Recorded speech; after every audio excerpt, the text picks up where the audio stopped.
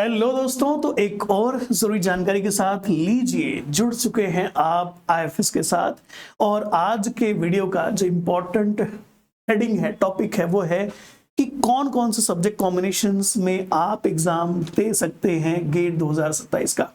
दोस्तों, आपको पता होगा कि लाइफ साइंस के विद्यार्थी 3 अलग अलग सब्जेक्ट में एग्जाम दे सकते हैं। नहीं जानते हो तो पहले तो इस बात को आप समझ लें कि GATE life science, GATE biotechnology और एक जो हमेशा ही लोग नजरअंदाज कर देते हैं, उनको पता ही नहीं होता है और बाद में पता चलने पर पछतावा होता है, वो है गेट इकोलॉजी एवोल्यूशन, है ना।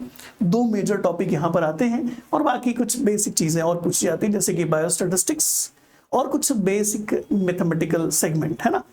एप्टीट्यूड तो हमेशा हर जगह पर होता ही है।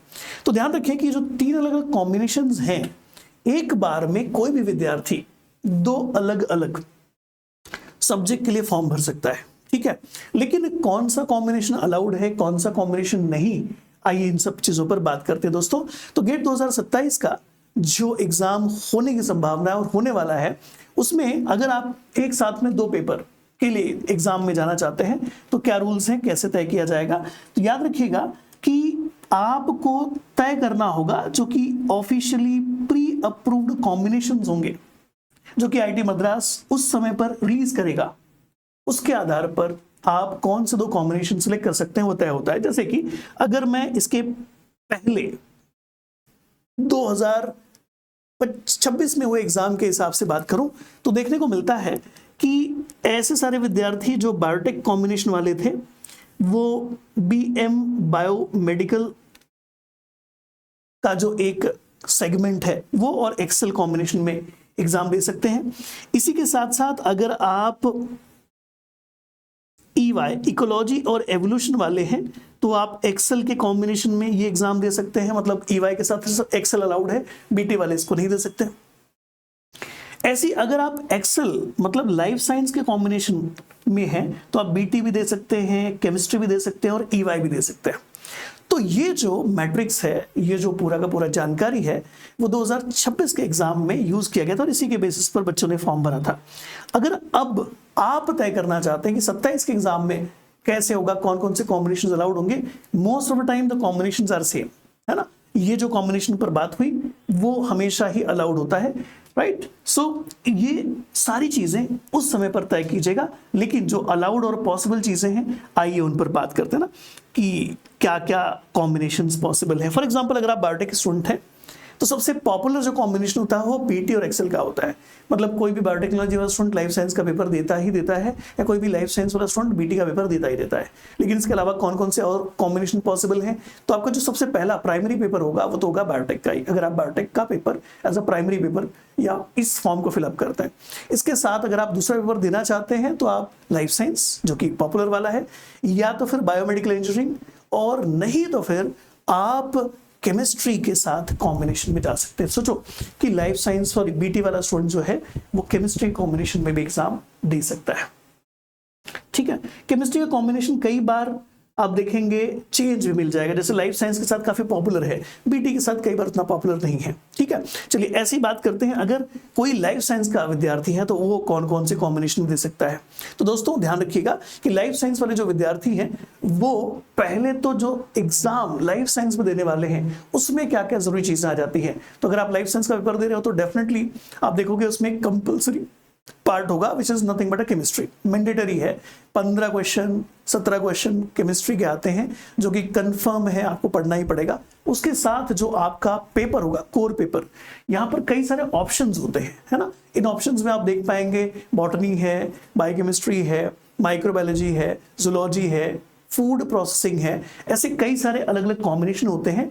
तो आपका जो पार्ट ए है वो तो सबके लिए कॉमन होगा, एक जैसा होगा। उसके बाद ये मैंडेटरी सेगमेंट है जो लाइफ साइंस वाले विद्यार्थियों को करना ही करना पड़ता है, और फिर इन 5 में से कोई 2 सब्जेक्ट कॉम्बिनेशन चुनने होते हैं, बॉटनी और मान लीजिए बायोकेमिस्ट्री।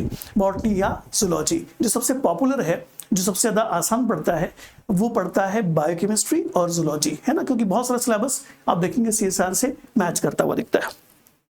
अब बात आती है कि अगर प्राइमरी पेपर लाइफ साइंस ले लिया गया फर्स्ट पेपर, तो सेकेंडरी पेपर के तौर पर आप क्या क्या ले सकते हो, बीटी के साथ जा सकते हो, या फिर बीटी के अलावा आप चाहो तो इकोलॉजी एवोल्यूशन के साथ जा सकते हो या फिर आप केमिस्ट्री के साथ जा सकते हो, है ना। तो ये चीजें हैं जो कि पॉसिबल हैं। हाँ दोस्तों याद रखना, बीटी वाले केमिस्ट्री वाले कॉम्बिनेशन के साथ नहीं जा सकते, थोड़ा गड़बड़ है, ये चीज मुश्किल से कई बार होती है। तो जो दो ऑप्शंस अवेलेबल है वो है लाइफ साइंस और BM, that is biomedical engineering, ये दो ही कैटेगरीज अवेलेबल हैं। और इसके बाद अगर आप इकोलॉजी और एवोल्यूशन का एक पेपर अटेम्प्ट करना चाहते हैं, इसको as a primary paper select करते हैं, तो फिर एक ही ऑप्शन बचता है, दैट इज लाइफ साइंस। आप लाइफ साइंस के साथ ही फॉर्म भर सकते हैं as a secondary paper, right. और rest of all the other combinations are not allowed for those students who are filling the ecology evolution form, ठीक है।